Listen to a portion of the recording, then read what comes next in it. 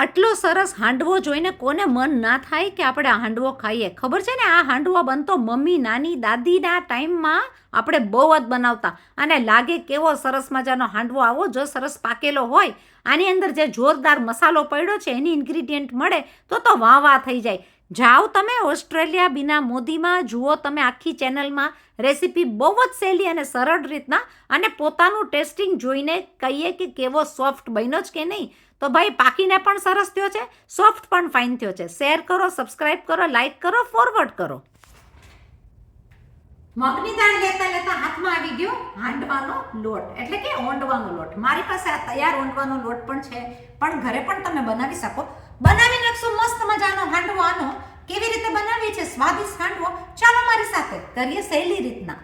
મેં લઈ લીધો છે ઓલમોસ્ટ 250 ગ્રામ જેવા આવા 2 કપ.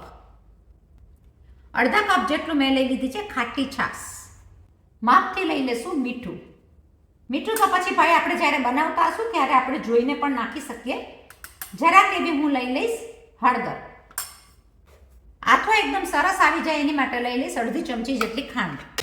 ખાટી છાશ ન હોય તો તમે દહીં પણ યુઝ કરી શકો. બધી વસ્તુને કરી નાખશું મિક્સ. લેતા જશું થોડું થોડું વોર્મ વોટર.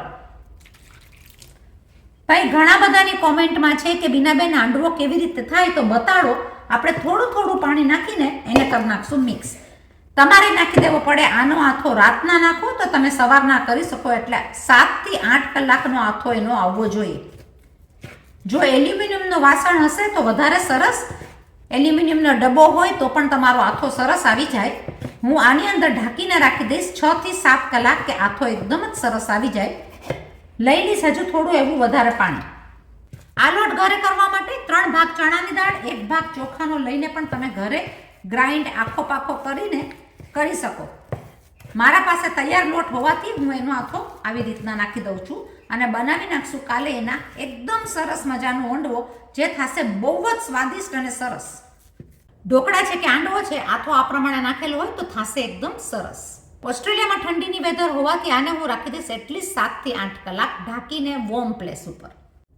7-8 કલાક બાદ આપણે જોઈ લઈશું કે આથો કેવો આવ્યો છે. ચમચાથી હસેડું છું તો આથો આવ્યો છે આ પ્રમાણે. ઓસ્ટ્રેલિયામાં પડે છે બહુ જ ઠંડી, એટલે જોરદાર આથો તો નહીં આવે, પણ એ વાત સાથે આપણે ઘૂમેડીને એ વસ્તુને આપણે કરી નાખશું લોટને મિક્સ.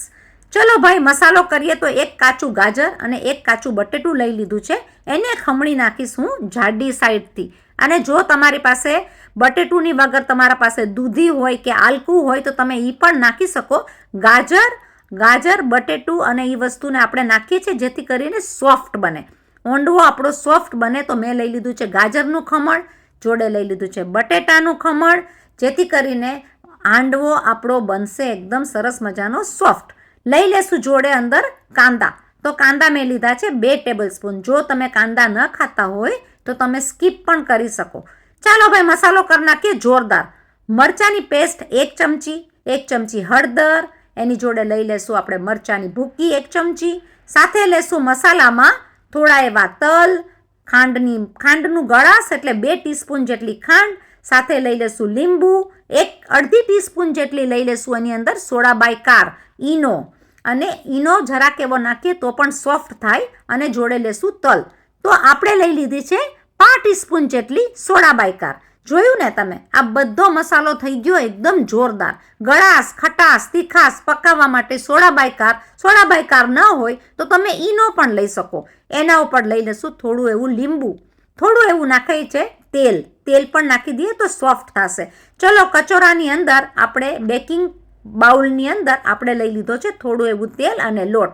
વઘારમાં લઈ લેશું જોરદાર વઘાર. તો તેલ, લાલ મરચા, તજ અને લવિંગ. સાથે લઈ લેશું હિંગની સાથે આપણે લેશું થોડા એવા તલ, અને જોડે લઈ લેશું ધમધમતો મસ્ત મજાનો તાજો લીમડો.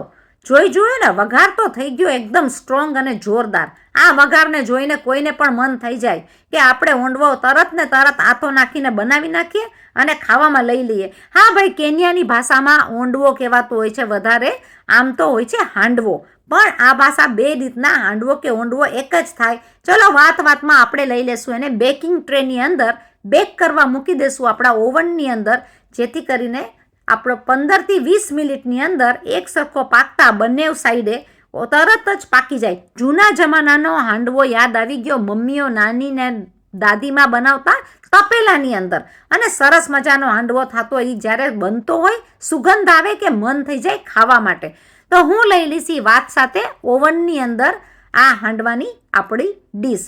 એને મૂકી દેશું આપણે 20 થી 25 મિનિટની અંદર. આ હાંડવો પાકીને જોતા રહેવાનું કે કઈ રીતના આપણો હાંડવો પાકી ગયો છે કે નહીં. તો આપણે એક નાઈફ લેશું, એટલે કે ચાકુ લઈને જોઈ શકશું કે આપણો હાંડવો પાકી ગયો છે કે નહીં. જો ચોટી જાય તો ના પાક્યો હોય, પણ આ પાકીને થઈ ગયો છે એકદમ તૈયાર.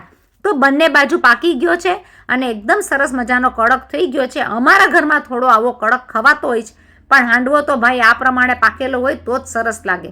તમે જોઈ શકો ડબલ ધ સાઇઝ થઈ ગયો છે, પોચો પણ થઈ ગયો છે, સોફ્ટ પણ બની ગયો છે અને ફૂલી પણ ગયો છે. તો ફૂલી જવા માટેની વસ્તુમાં તમે સોડા બાયકાર પણ નાખી શકો, ઈનો પણ નાખી શકો. તમારી પાસે બેમાંથી જે પણ વસ્તુ હોય, પાપા ટીસ્પૂન જેટલો નાખ્યો હોય તો 2 કચોરામાં સરસ રીતના થઈ જાય છે. ખોલીને જોશું તો જુઓ તમે કેવો પાકીને સરસ તૈયાર થઈ ગયો છે. તો ગળાશ, ખટાશ, તીખાશ, જો મારી ચેનલ તમને ગમે તો શેર કરજો, સબસ્ક્રાઈબ કરજો, લાઇક કરજો, ફોરવર્ડ કરજો. હું પોતે પણ ટેસ્ટ કરીને જોઈ લઉં કે કેવો થયો છે. તો ભાઈ થયો છે તો બહુ જ સરસ. આગળ બીજા બધાને ફોરવર્ડ કરજો.